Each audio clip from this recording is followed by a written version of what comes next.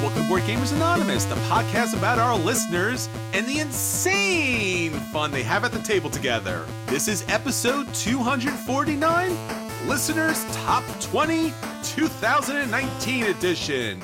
And this is Chris. And this is Anthony. Welcome, listeners, to your episode. We recently reached out to all of you on Facebook and Twitter and BoardGamersAnonymous.com because we wanted your top 20.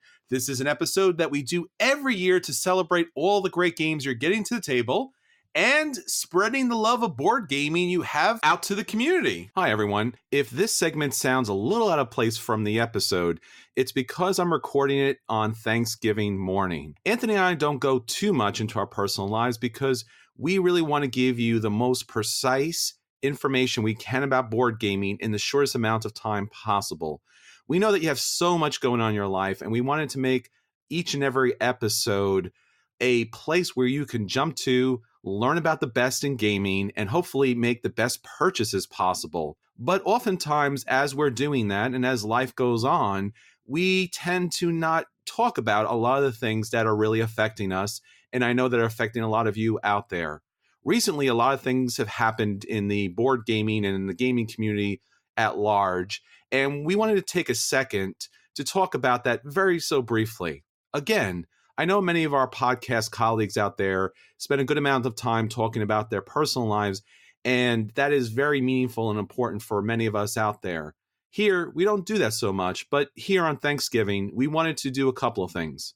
First off, we wanted to give thanks for everyone out there who listens. Tens of thousands of you download the episode each and every week, and that is so meaningful for Anthony and I.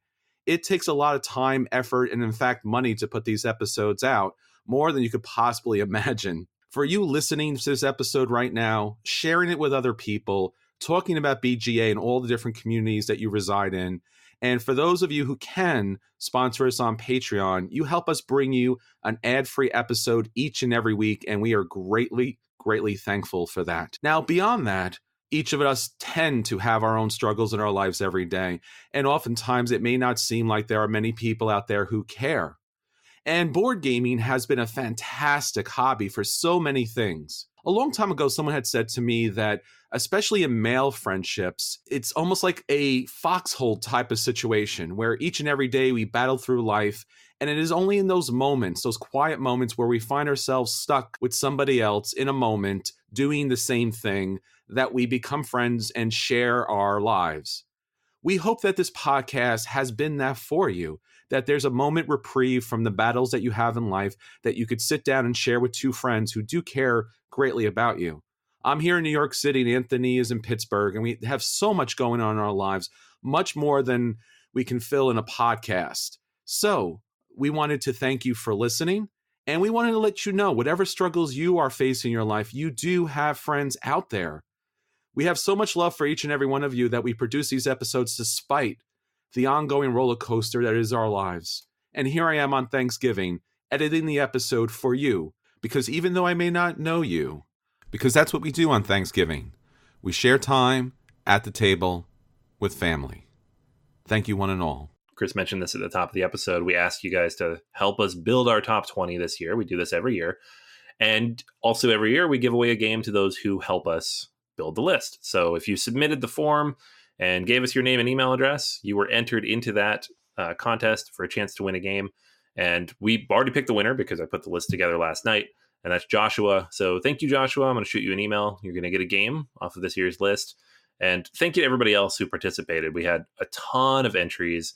Something like 390 games were on the total list before I had to tally up all the points for everything. So just a ton of diversity in all the different games that people are playing, and some interesting surprises that we'll share with you guys later. But it was just a lot of fun for me to build that out. All right, so let's get on to the things that are going on with our listeners. Anthony, BGA is going to be at PAX Unplugged. Yay? Well, yay for one of us. Oh, all right. Well, you got to go to Gen Con. That's true. We're even now. We got to split the board gaming goodness out there. So for many of you who are in the know, PAX Unplugged will be happening in Philadelphia on December 6th, 7th, and 8th, Friday, Saturday, and Sunday. And one of us from BGA will be there, not to mention our good friend and our podcast associate, Jason, from Every Night of Game Night will be there as well. So right now we're trying to put together some evening dinner meetup for BGA. So if you'd like to come hang out with myself and with Jason and with Anthony by text message at the very least. I'll get on speakerphone if you guys want me to. I'll Definitely check out our Facebook, Twitter. We will post the day, the time, the place that we're getting together. We're working out those details right now and trying to figure out the best place to get everyone there. So we will have another episode before, and that's our big episode 250, our top 100 games. So you, of course, will want to listen to that, and you'll find out where we'll be during the convention. Now, I will be at the first look section almost the entire time. So if you are looking for someone to game with, I will be there. Please come say hello and sit down and play a game with me because it'll be awesome. All right, question of the week. We mentioned this last week. We asked everybody, what is your number one game of all time? I know, yeah, it was a nice open question, and as a result, we had like 171 comments. So I think might have broken a record for our question of the week. So congratulations, everybody, for helping us break that record.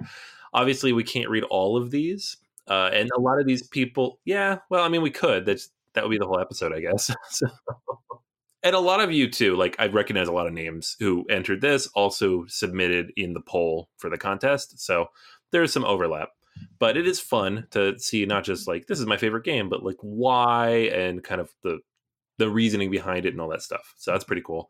And also because I am currently, and Chris, I think you are too, working on rebuilding my top 100 for, haven't looked at it since last year.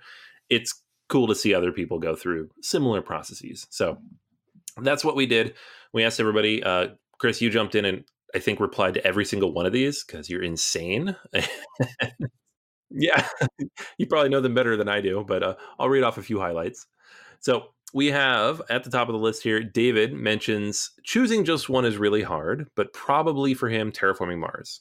Love the game, have all the expansions, and refuses to play now without Prelude being included. So I agree. That's a high one on the list for me as well. Scott decided to give us 3 number one games. His best co-op is Spirit Island. His best Euro is Castles of Burgundy. And his best game to play in 15 minutes is Deep Sea Adventure. All 3 of those very, very good. El Rey mentions also very hard to pick just one.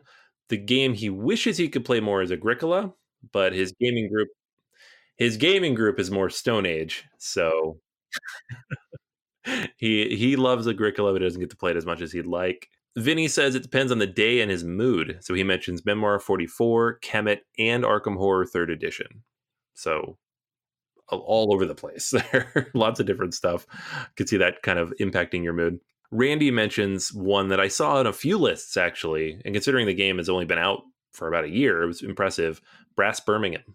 So the updated version of Brass is very, very popular. Jumped into a lot of lists. We had Russian Railroads from Michael Baxter. So that's a fantastic game that I absolutely love. Jesse mentions Brewcrafters, which is a game that just periodically pops up on these lists every now and then. And I still never got a chance to play it, but I think it's just cool that this game that like backed on Kickstarter 7 years ago still just pops up occasionally. Like, this guy loves it. So gotta get that played. Alex mentions Raiders of the North Sea with all of its expansions, which I've heard from multiple people. Like, the game's fine, but you throw all the expansions in, and it's very, very good. So that's another one I need to give a go.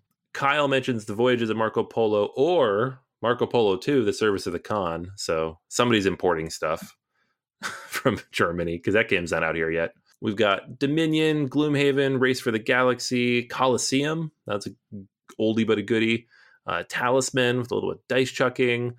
Orleans, Castles of Burgundy, Anachrony. So as you can see, dozens of different games here. And I was surprised there was not a ton of overlap in terms of like, especially this list, like the number of different number one games of all time that people shared. So it'll be fun to see if, where we land for you and I next week, if ours change at all or, how we overlap with listeners. Yeah, absolutely. And if you'd like to take a look at the list, it'll still be live and active on our Facebook page on Board Gamers Anonymous. If you haven't added to it, please jump on. I would still really love to see your number one game. And I will absolutely positively, if it pops up on my feed, I will totally respond to that because this has been really a fun list. And I love hearing from everyone about their games. And it's, as you mentioned, Anthony, it's so diverse. I think there was so little crossover. I was really surprised by that. And it was interesting to see how diverse our listeners are about their favorite games. I would always think that it'd be like one or two or three games that we talk about or that are big in the industry, but it was a very diverse collection of games. So I'm really glad to see that everyone's enjoying so much of the diversity that we're so fortunate to have with board games. And just really quick to mention, thanks to all the board game designers, producers, and especially artists who bring to life these fantastic mechanics. We wouldn't be here and enjoying these great things and having these wonderful times together without all of you. All right, Anthony, so that was what's going on with our question of the week, but we have something much, much more phenomenal. We have our feature review. So for our feature review this week, we are talking about our 2019 edition of our listeners' top 20 list. Yes. This is, like I mentioned this at the top, this is pared down from 400 some odd games that people submitted.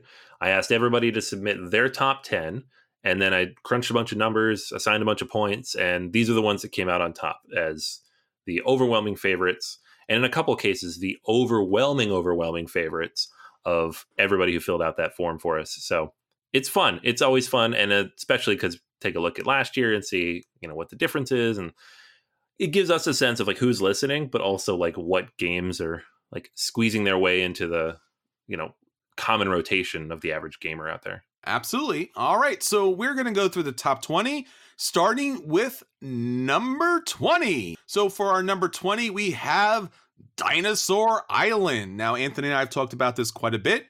I backed the Kickstarter and always have enjoyed Dinosaur Island. It's just one of those fantastic games that really incorporates the theme from, of course, Jurassic Park, but also that time and age. So it has that late 80s, early 90s kind of aesthetic to it.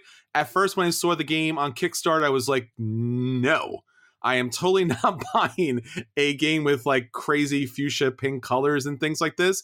Got a chance to play our friend Ryan's copy. Loved the game. Went out when they had the next Kickstarter, backed it to the nth degree. Got the slap bracelet because, dude, slap bracelets, man. And really enjoy this fantastic kind of action selection game with some dice rolling, some tableau building. The super expansion is crazy with all the pieces that it comes with. There are some issues as far as if you want to play with all the extra stuff, you really need to play a long game. Otherwise, you never really get to it. But Dinosaur Island, with all of the little plastic dinosaurs, is really, for me personally, the game that I would have loved to have as a kid.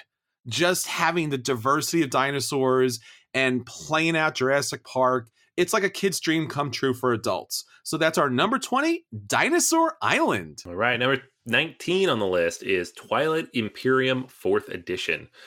Twilight Imperium is the biggest, longest, most stressful game that I've played, but it's also one of my favorite games. And it's telling too, because in the list, it wasn't on a ton of lists, because not everybody has a chance to play this game. It takes 10 or 12 hours to play. But those who listed it had it very highly ranked. And I completely understand that as somebody who is a relatively recent convert to this game and this series. It is epic in scope. It seems more complicated than it is, but there's just so much there to go through. The game really guides you. It's not combat heavy like a lot of 4X games, but combat matters and you really need to be ready to deal with people coming at you. Very asymmetrical, very focused on these different goals. There is so much here to unpack and so much to play. I could easily play this game like every weekend for the next 2 years and be happy. That is Twilight Imperium 4th Edition. It's a number 19. Number 18 is Rising Sun. This was the spiritual successor to Blood Rage, which may or may not have made this list. We'll find out. But Rising Sun was from the start, a phenomenal production. It's all about these different clans battling out in Japan with their single asymmetrical power. And again, when you look at the game, it's dudes on a map, so you're thinking Risk, But in fact, it's all about being able to capture certain sections at certain times in order to get all those sections together. Not to mention, you can lose the battle and still win. So a battle actually had multiple steps to it and fun steps. It had a bidding mechanic as far as where you're going to sacrifice your troops, where were you going to move these fantastical, creepy, grotesque, and ethereal monsters throughout the game. And it's just, it's such a uber epic type of game. It plays with a large player count. It's a lot of fun. It's engaging and interesting on so many different levels. It's an Eric Lang game. I mean, it's honestly what he tends to do best. Giant miniatures, battling on a board, really interesting and innovative kind of warfare throughout the game. And that's our number 18, Rising Sun. Number 17 is Lord of the Rings, the Living Card Game. This is a classic of cooperative card games. It is one of my favorite card games, period. I have not all the stuff because it's decently hard to pick up, but far more than I ever have time to go through.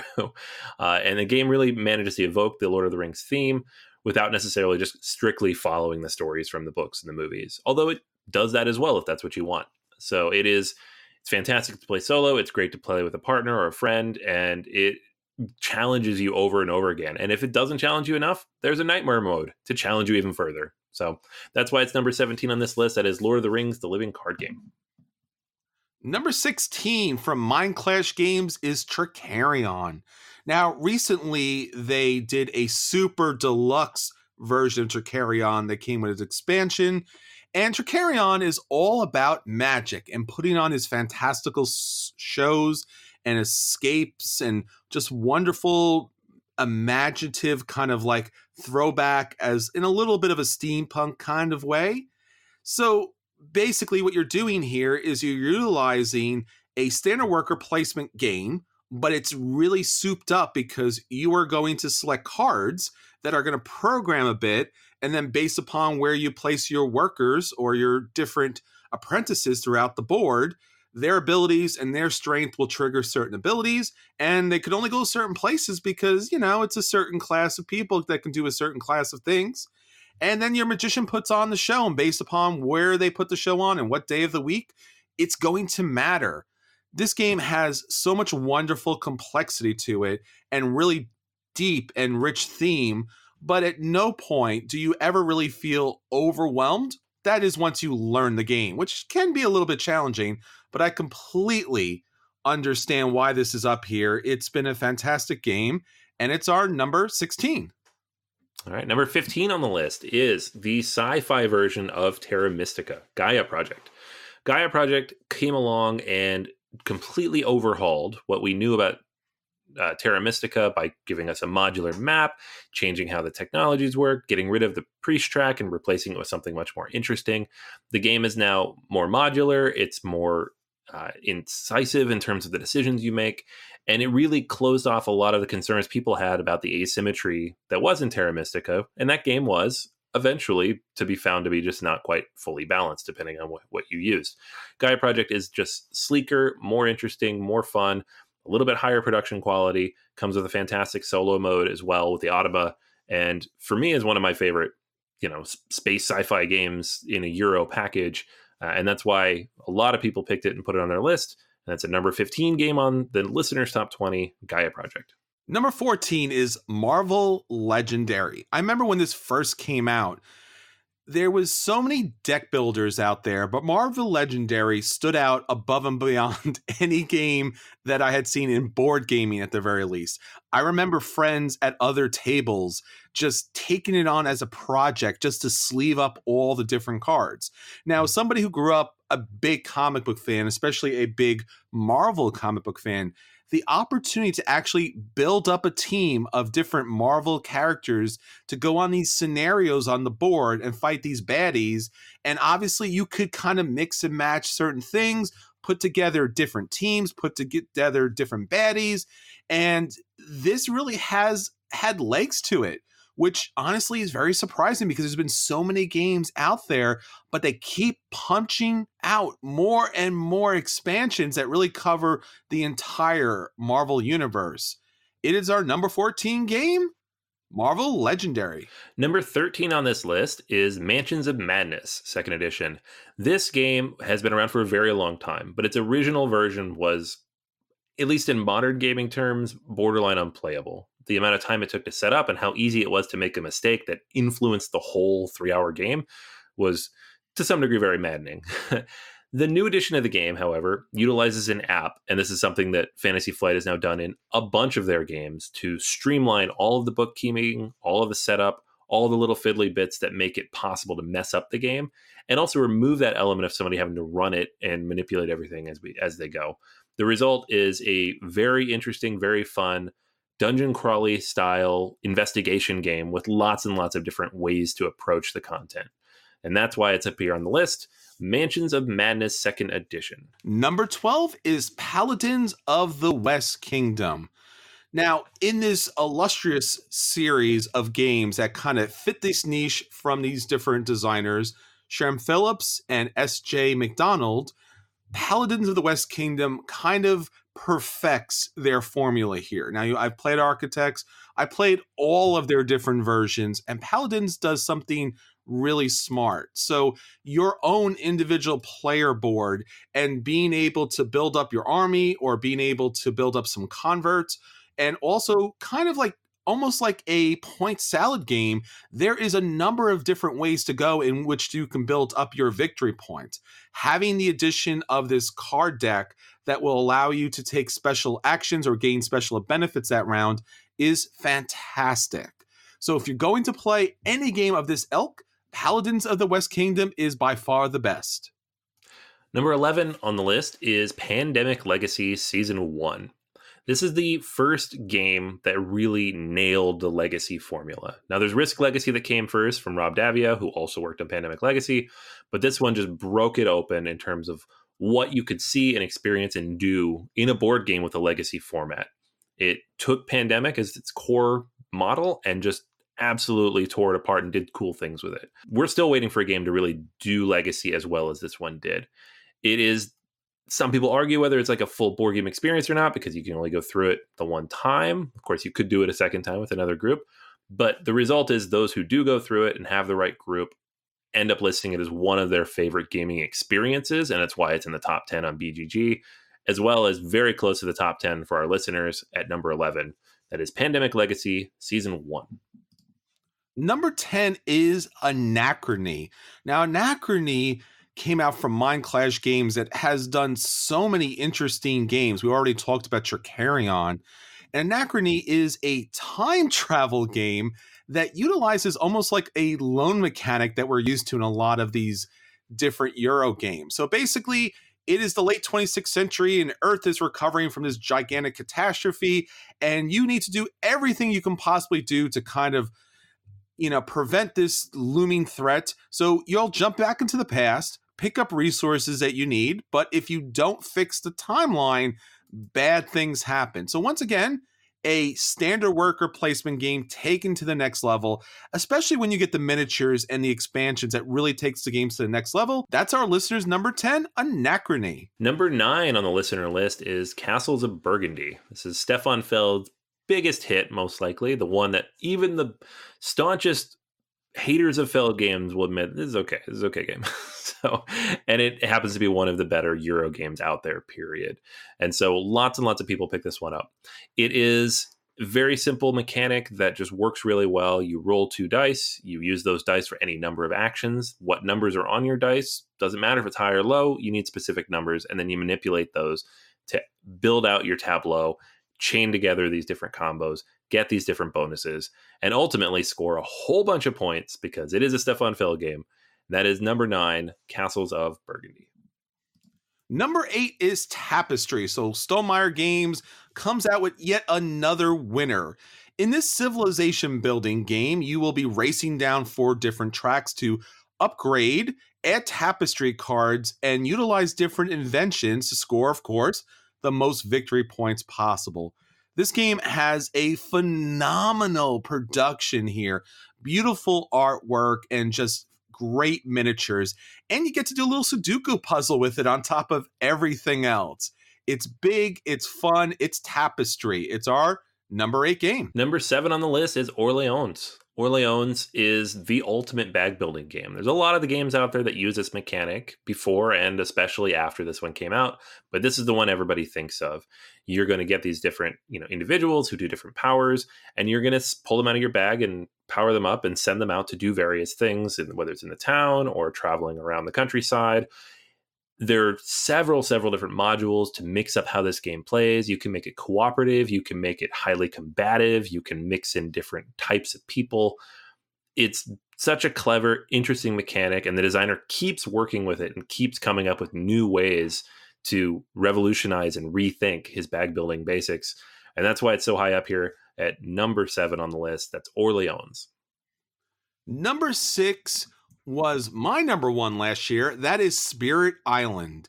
It was the co-op game in which you took control of one of the powerful spirits of the island in order to push back the invaders and protect the natives. Each of the different spirits really had some fantastical asymmetrical powers that really brought you back to the table again and again. And you really had to coordinate with other people because you would share special powers that kind of would coordinate together in order to make a lot of fear, wipe out a lot of colonization cities, and push back the invading colonies. There's so much to talk about this game. The beautiful, interesting, dreamlike artwork here. It's just a wonderful, fantastical game. That is Spirit Island. All right. Number 5 on the list is Viticulture. This is one of the primary worker placement games out there. It's accessible, it's family friendly, it's easy to pull things out and push things in depending on who you're playing with, and it's about making wine, and who doesn't love that? It's from Stonemaier Games, and it's one of their earlier games, and while it's gone through several iterations to get to the essential edition point that it's at now, that is all the best parts with none of the other bits in the game, it is just one of those perfect accessible worker placement games in that medium weight if you're looking for something to introduce to people who know games but don't know games. This is a great next step up. So that is number 5 on the list from the listeners, Viticulture. Number 4 is another Stonemaier favorite from way back in the day, Scythe. Now, Scythe has been a phenomenal game in its own right. I remember seeing this game everywhere at Gen Con one year. I got to table everywhere. It had some really great expansions, and especially, and I can't say this enough, Rise of Fenris. It's not the legacy thing you imagined, but it really is an essential expansion. Really opens the game up in so many different ways, speeds the game up. If you haven't played Scythe before, check it out with the expansion. I think it's going to change your mind. It really is a modern day classic of board gaming. The wondrous kind of throwback alternate universe steampunk-esque artwork in this game is really what the game is known for, but the mechanics are phenomenal. The different objectives is fantastic. The airships add so much to the game. It really is a game in and of itself, and it's wonderful. It's our number 4, Scythe. Number 3 on the list is Gloom Haven. This is the consensus number 1 game on BGG, and no surprise it jumps up to number 3 here on the listeners list. This giant box of board gaming stuff took the dungeon crawl groups of games and just turned it all on its head. But and not even by changing it too significantly, but just putting so much content in there, getting rid of dice completely, replacing it with a card-based mechanic that gives people a little more control over how they manage things and how they upgrade things, introducing some legacy light type mechanics where you grow characters and then they retire and you get new characters and you build certain things up and look for different things on this map. Gloomhaven is massive. It is chock full of content, and there are lots of people out there who have finished it and are playing the expansion, and that is insane to me. But it's why it jumps up here to number 3 on the list, on the listeners' top 20, Gloomhaven. Number 2 is yet another Stonemaier game. And it's one that has broken so many different records, has reached out to so many different communities that never picked up a board game before, and really has represented the board gaming industry in ways that, to be honest, I never thought was possible. Now, Wingspan is, again, another game in its own right, another game in its own league. And I remember when this game was coming out and looking at it, and I just kept saying to Anthony, this is going to be the thing. You need to get this one. This is going to be the thing. And yet, who could possibly imagine how big the game has gotten? Obviously, it's had a recent expansion. Even the recent European expansion to the game really adds so much more to the game. A couple more mechanics that are essential. I mean, it's Wingspan, tableau building, scientific rationale in a board game that is thematic and fun and colorful and beautiful artwork and colorful eggs, and it's got the dice tower that rolls out the different food and the different habitats. I mean, again, thematic gameplay. That's really what you want. Solid mechanics and a game that's accessible for so many people, challenging but not complicated. It really is a wonderful creation. That's number 2, Wingspan. And number 1 on the list by a mile, like by a significant mile, to the point where when I put this list together and a few people submitted stuff down the line, I think 60% of the list had it on there somewhere. And that's Terraforming Mars. So I'm just going to say thank you, listeners, for validating my opinion, because I've been getting in a lot of arguments lately with my friends about how this is still a good game. Terraforming Mars it's a tableau builder. You're managing cards. You're trying to put stuff out on a map and score points, but there's just something to it. There's something to that giant stack of cards and the infinite number of possible ways that you could get and build out your tableau. And you don't have to necessarily do the thing the game's telling you to do, or you could be the only person to do the thing the game's telling you to do by raising the temperature and placing out the oceans, which is usually me, and then I usually lose. But it just works so well, and it has all its warts and blemishes, and it's not a perfect game, but those things give it charm and make it more interesting for me, because you never really know what the game's going to be like. You never know how it's going to play. It has a ton of expansions at this point. Some of them are essential, like Prelude. Some of them are less so, like Venus. I don't know where the new one's going to fall. There's a new expansion coming out very, very soon. It should be shipping in the next month or two. But this continues to be one of the games that hits my table the most and sits as the most played solo game, like big board game, that I own, period. So I'll never get rid of it. If they put it on Kickstarter, I will pay whatever to get a fancy version of it. And listeners, I salute you for putting it up here at the top of the list. It's awesome. It's Terraforming Mars. Yeah, let me jump in there a bit too. I mean, for Terraforming Mars to get the number 1 spot, as you mentioned, Anthony, by such a large margin, when there's so many fantastic games out there, and despite Terraforming Mars' poor production, I mean, it really does say something about the game. And that thing would be, Anthony, that people like it. They do. They really do like it. They like it a lot. I like the game a lot. I picked it up when it first came out at Gen Con. You and I, we bought our copies from our friend Stephen Bonacore, and we raced out to play the game. It's gotten so much play. Our friends have picked it up. There are, as you mentioned, numerous expansions, and it seems like it will never actually end until one day when there's a big box version that has a deluxeified situation, which I too will purchase once I can get a deluxeified version that has a uniform artwork aesthetic, because I would appreciate that, not to mention sliding cubes. But nonetheless, it is a game that has created its own industry of people trying to make the game better and playable with all the different inserts and holders and doodads. So for that alone, Terraforming Mars are number 1 for so many wonderful reasons, but most importantly, because it's our listeners' number 1. So Anthony, looking back at the list, anything really stand out for you? We talked about this a little bit beforehand, and most of these I'm like, yeah, I could see that. And yet there are a couple really new games that a lot of people voted for. So like Paladins of the West Kingdom, that's only been out for 2, maybe 3 months for Kickstarter backers.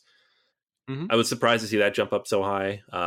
Although I shouldn't be so surprised. I guess Architects of the West Kingdom is in the top 100 on BGG after 1 year. And this, this is the sequel to that. Tapestry is another one that's only been out for a couple months. And while it was the hotness of hotnesses, I was a little lukewarm on it personally. I didn't hate it, but I didn't love it. And a lot of people apparently really love it. So those are a couple that jumped out at me. I guess for me, Stonemaier Games, which is not a surprise, we're a big fan of Jamie Stegmaier and his wonderful production of games. To see so many of games out there is just great. Obviously, I talked and gushed about Wingspan and Elizabeth Hargrave's wonderful invention here. Seeing it at so many tables and see how it's kind of crossed over to so many different people who don't board game. And to see it here at the number 2, I mean, every couple of weeks or so, I kind of poke Anthony a little bit. I'm like, hey, you know where Wingspan is in the top 100? Huh? Well, currently it's at number 30. So I'm really wondering if that is its ceiling, so to speak, or if Wingspan, no pun intended, will kind of just fly far, far above that. And eventually we'll see it in the top 10. But I don't know. Your guess is as good as mine, but it's number 2 on our list. And that's pretty substantial because a lot of the other games here are classic standbys. Obviously, having Mind Clash here with Anachrony and Tricarion, and just a really great diversity of games out there. So once again, we're really glad that you're enjoying the diversity of board gaming and all the different games that are out there. It means a lot to us to have you listen, to have you participate. If you didn't get a chance to get involved in this contest or let us know what your top 20 games or your number 1 game is, please reach out to us. We really would love to hear from you. BoardGamersAnonymous.com. You could reach out to us that way. Facebook, Twitter, Instagram. You understand how all these things work. Reach out to us. It makes a big difference. Spread BGA everywhere. Let people know when they post on Facebook or Twitter or on Reddit. Let them know you listen to BGA. And especially a super big thanks to our Patreon backers for helping us bring you a brand new episode. All right, so that's everything for this week. Until next time, this is Chris. And this is Anthony. And our listeners will save us a seat at the table.